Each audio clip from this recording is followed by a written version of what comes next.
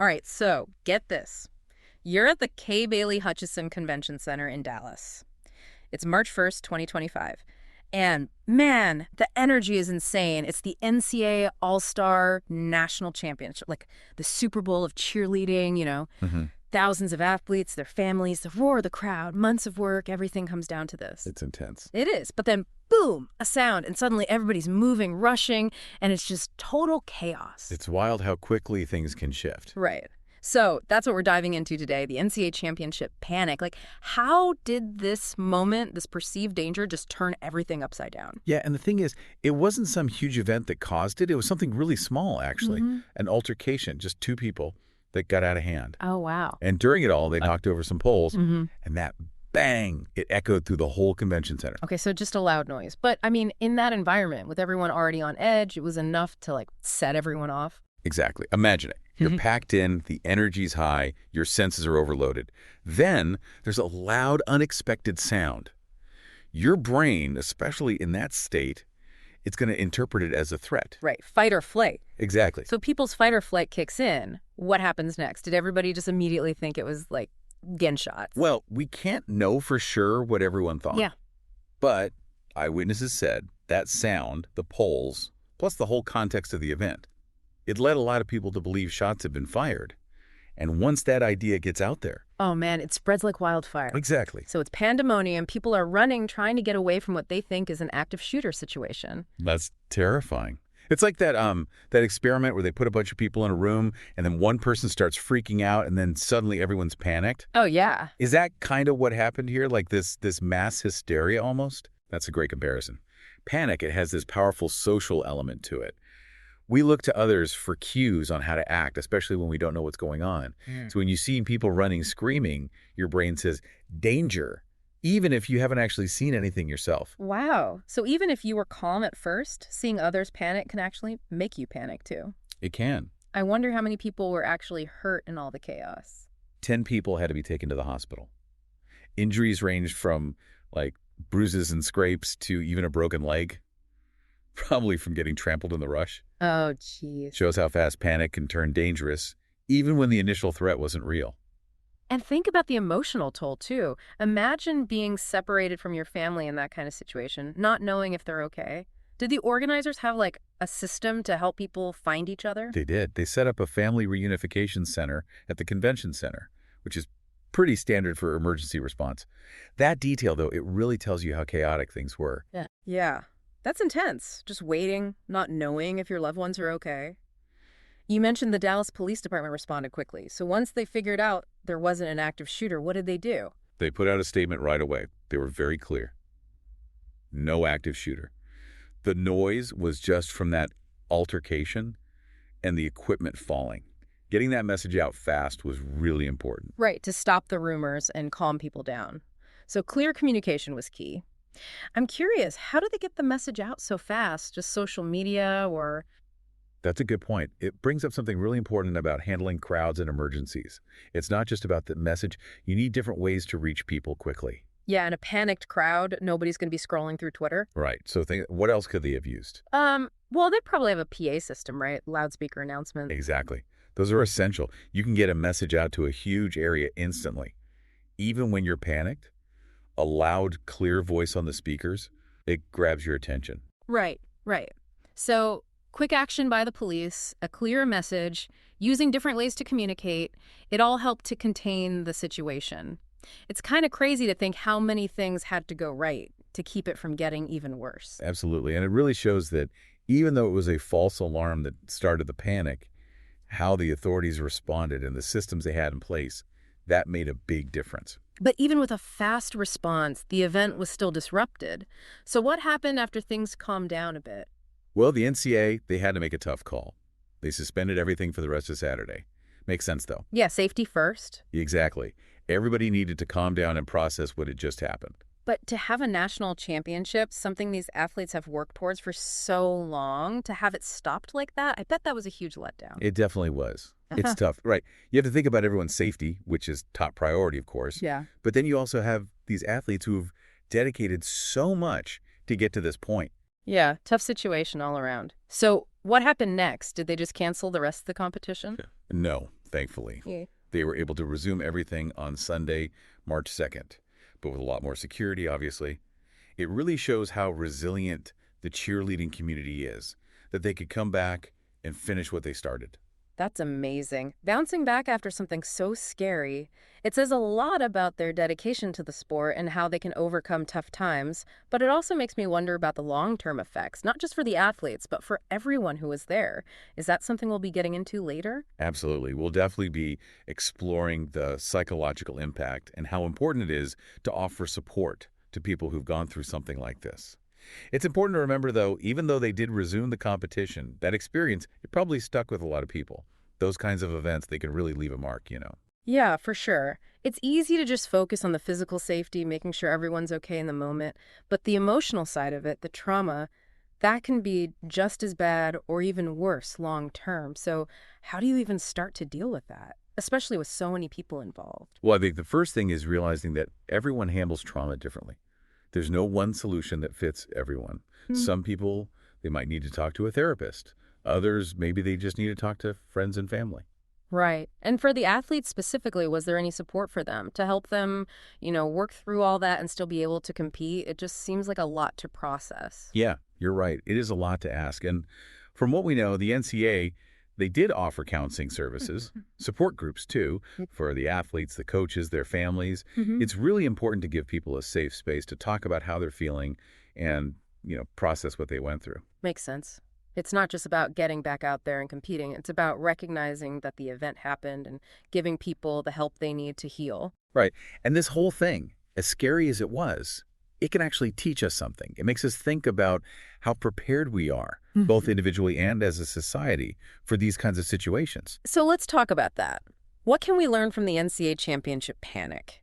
And how can we use those lessons to prevent something like this from happening again? One of the biggest takeaways, I think, is how crucial crowd management is and emergency preparedness, Yeah. especially in these big venues. I mean, think about it. We're in huge crowds all the time for sports, concerts, all sorts of things. Do we really know what to do if something goes wrong? Honestly, I've never really thought about it too much. I kind of just follow the crowd, assuming someone else knows what they're doing. But this, it really makes you realize maybe we shouldn't just be passive? So what can we do? Like if we're at one of these events, what are some things we can do to be more prepared? It starts with awareness. When you get to a place, take a minute to just look around. Where are the exits? What are the emergency procedures? I gotta admit, I usually just head straight for my seat. But I guess those few minutes could make all the difference if something happened. For sure. And it's not just about knowing where the exits are. It's also about your mindset. Have you ever been in a big crowd and felt like you had to just go with the flow, even if it didn't feel safe? Oh, yeah, totally. Like at a concert, when everyone's pushing towards the stage, it's like you get caught up in it and it's hard to think straight. That's your fight or flight response. It's Oh. natural, but you got to be aware of it so you can make better decisions in a crisis. Right. Okay. So being aware of where you are and how you're reacting, that's important. But what about the people who organize these events? What can they do to prevent panic or at least keep it under control? Lots of things, actually. First off, having enough security is huge. Having visible, well-trained security, it can prevent problems and make people feel safer. Yeah, seeing security guards around it definitely helps. But how do you stop those initial misinterpretations that start the panic in the first place? Like in this case, the poles falling, people thought it was gunshots. Is there any way to prevent that kind of thing? That's where design and technology can help. You can design a place with the acoustics in mind, so you minimize echoes and stuff that could make sounds louder and confuse people.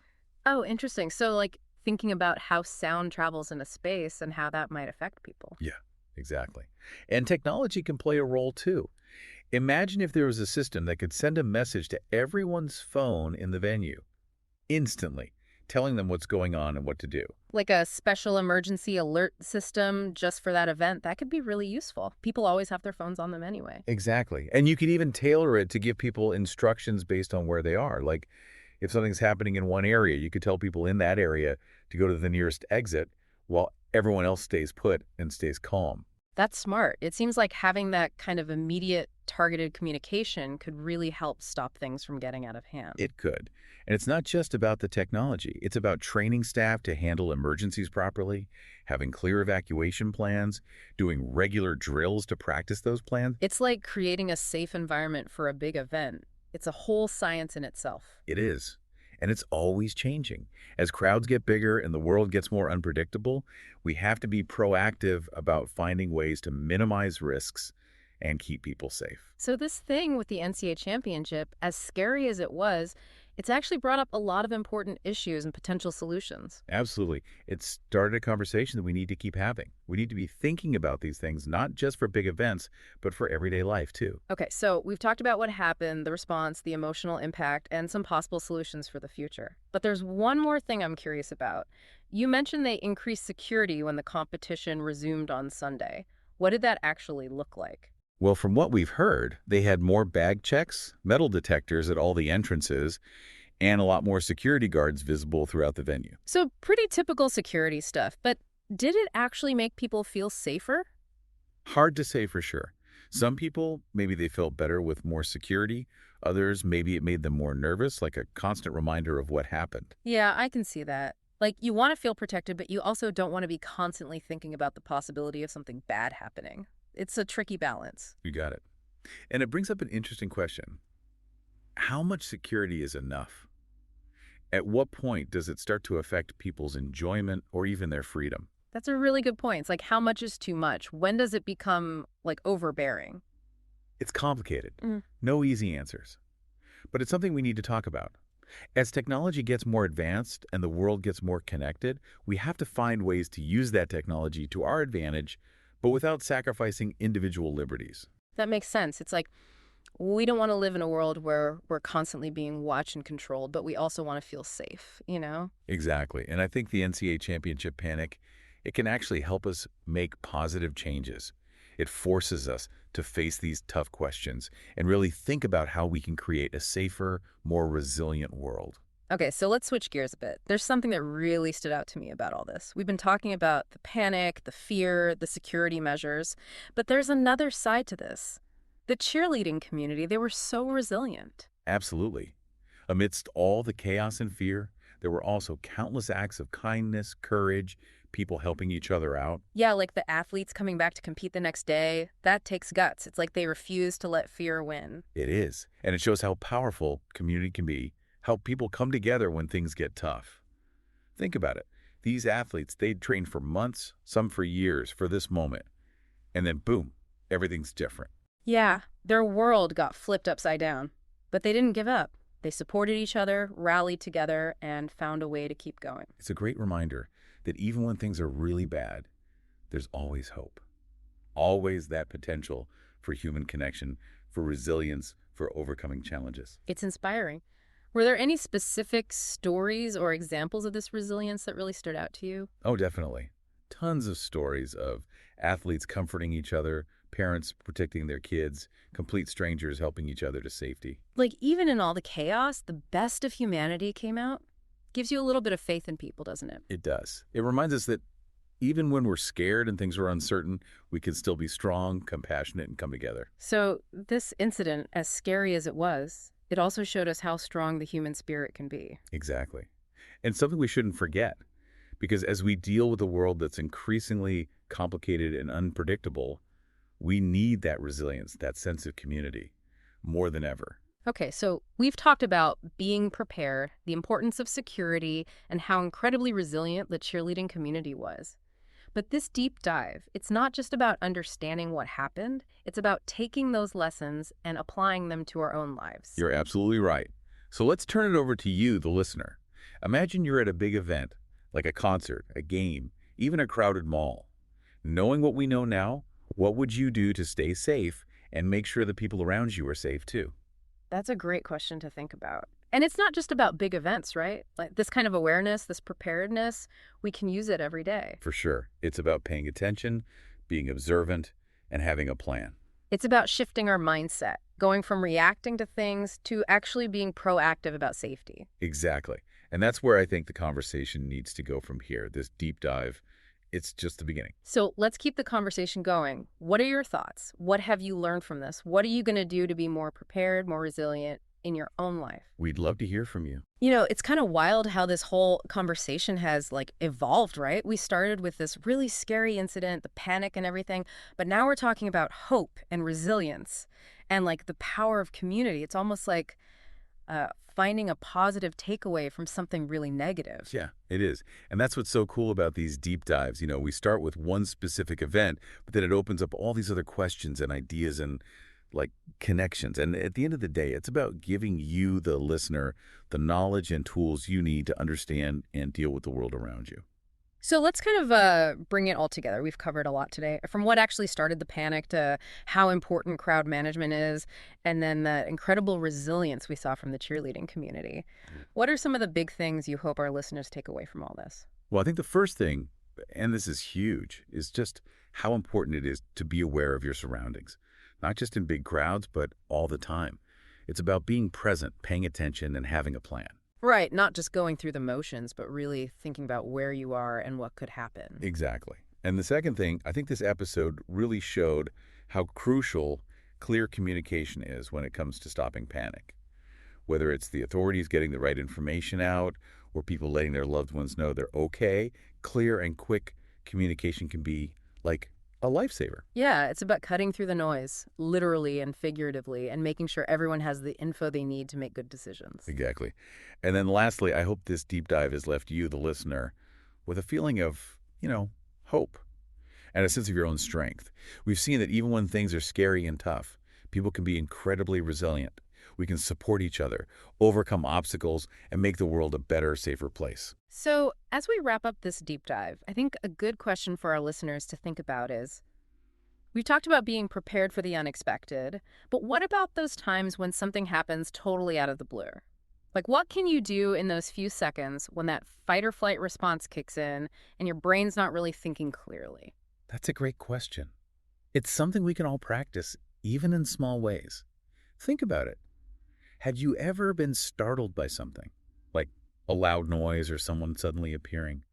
How do you usually react? Oh, yeah, I definitely jump. My heart races and I feel like running away. That's your body's natural response. Yeah. But the cool thing is, we can train ourselves to pause, even just for a tiny bit, before we react, to breathe, look around, and then choose a smarter way to respond. So it's like building up those mental muscles to resist that initial panic, creating a little space between what happens and how we react. Exactly. And it's not about ignoring your emotions or pretending you're not scared. It's about recognizing those feelings and then deciding how you want to act. Like taking control of your fear instead of letting it control you. You got it. And it's a skill you can get better at over time. Start by noticing how you react in everyday situations. When you feel that rush of adrenaline, take a breath and tell yourself you have a choice. That's really powerful. And it's a perfect way to wrap up this deep dive. Thanks for joining us as we explored the NCA Championship panic. It's been quite a journey, going from fear and chaos to resilience and hope. It's been great. And remember, the more you know about yourself and the world, the better you can handle whatever comes your way. And the better you can help create a brighter future. Today is your lucky day. Today is the day that our $3 website works for you, paying you directly to your PayPal daily. Imagine $3 ongoing continuous payments to your PayPal account. Imagine falling asleep and waking up to $300 in your PayPal account. How would this make you feel? How could this help you? What bills could you pay? What kind of fun could you have? What does that retirement look like now? All for a one-time payment of $3. This website is DFY done for you, fully built and completely hosted, and never stops collecting payments for you. You have spent $3 on coffee on a regular, but that coffee won't help you create multiple streams of income. Click the link below.